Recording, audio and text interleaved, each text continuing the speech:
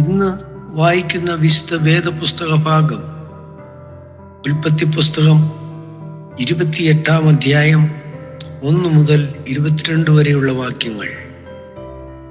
ഉൽപ്പത്തി പുസ്തകം 28 1 മുതൽ 22 വരെ. അനന്തരം ഇസഹാക്ക് യാക്കോബിനെ വിളിച്ചു, അവനെ അനുഗ്രഹിച്ചു. അവനോട് ആജ്ഞാപിച്ചു പറഞ്ഞത്, നീ കനാന്യ സ്ത്രീകളിൽ നിന്ന് ഭാര്യയെ എടുക്കരുത്. പുറപ്പെട്ട് പട്ടൻ ആരാമിൽ നിന്റെ അമ്മയുടെ അപ്പനായ ബെഥൂവേലിന്റെ വീട്ടിൽ ചെന്ന് നിന്റെ അമ്മയുടെ സഹോദരനായ ലാബാന്റെ പുത്രിമാരിൽ നിന്ന് നിനക്ക് ഒരു ഭാര്യയെ എടുക്കാം.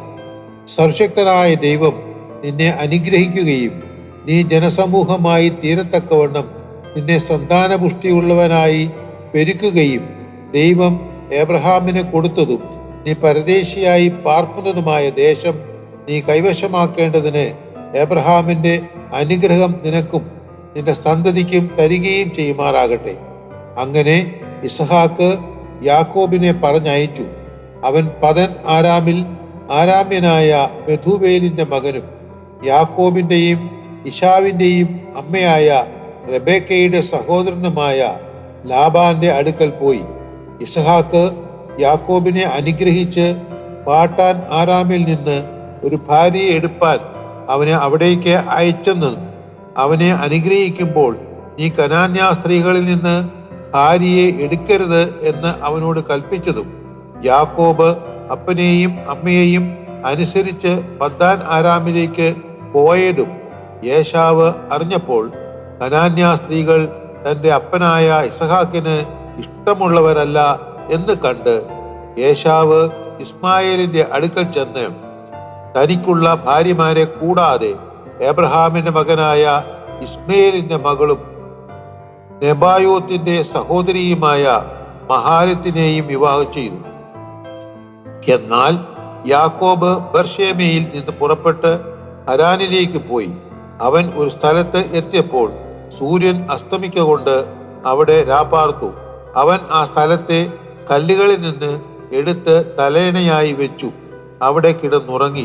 അവൻ ഒരു സ്വപ്നം കണ്ടു. ഇതാ, ഭൂമിയിൽ വെച്ചിരിക്കുന്ന ഒരു കോവണി, അതിന്റെ തല സ്വർഗത്തോളം എത്തിയിരിക്കുന്നു. ദൈവത്തിന്റെ ദൂതന്മാർ അതിന്മേൽ കൂടി കയറുകയും ഇറങ്ങുകയുമായിരുന്നു. അതിന്മീതെ യഹോവ നിന്ന് അരുളി ചെയ്തത്, ഞാൻ നിന്റെ പിതാവായ എബ്രഹാമിന്റെ ദൈവവും ഇസഹാക്കിന്റെ ദൈവമായ യഹോവ ആകുന്നു. നീ കിടക്കുന്ന ഭൂമിയെ ഞാൻ നിനക്കും നിന്റെ സന്തതിക്കും തരും. നിന്റെ സന്തതി ഭൂമിയിലെ പൊടി പോലെ ആകും. നീ പടിഞ്ഞാറോട്ടും കിഴക്കോട്ടും വടക്കോട്ടും തെക്കോട്ടും പരക്കും. നീ മുഖാന്തരം നിന്റെ സന്തതി മുഖാന്തരവും ഭൂമിയിലെ സകല വംശങ്ങളും അനുഗ്രഹിക്കപ്പെടും. ഇതാ, ഞാൻ നിന്നോട് കൂടെയുണ്ട്. നീ പോകുന്നിടത്തൊക്കെയും നിന്റെ കാത്ത് ഈ രാജ്യത്തേക്ക് നിന്നെ മടക്കി വരുത്തും. ഞാൻ നിന്നെ കൈവിടാതെ നിന്നോട് അരുളി ചെയ്തത് നിവർത്തിക്കും. അപ്പോൾ യാക്കോബ് ഉറക്കം ഉണർന്നു. യഹോവ ഈ സ്ഥലത്തുണ്ട്, സത്യം, ഞാനോ അതറിഞ്ഞില്ല എന്ന് പറഞ്ഞു. അവൻ ഭയപ്പെട്ടു. ഈ സ്ഥലം എത്ര ഭയങ്കരം! ഇത് ദൈവത്തിന്റെ ആലയമല്ലാതെ മറ്റൊന്നല്ല, ഇത് സ്വർഗത്തിന്റെ വാതിൽ തന്നെ എന്ന് പറഞ്ഞു. യാക്കോബ് അധികാലത്ത് എഴുന്നേറ്റ് തലയിണയായി വെച്ചിരിക്കുന്ന കല്ല് എടുത്ത് തൂണായി നിർത്തി. അതിന്മേൽ എണ്ണ ഒഴിച്ച് അവൻ ആ സ്ഥലത്തിന് ബഥേൽ എന്ന് പേർ വിളിച്ചു. ആദ്യം ആ പട്ടണത്തിന് ലൂസ് എന്ന പേരായിരുന്നു. യാക്കോബ് ഒരു നേർച്ച നേർന്നു.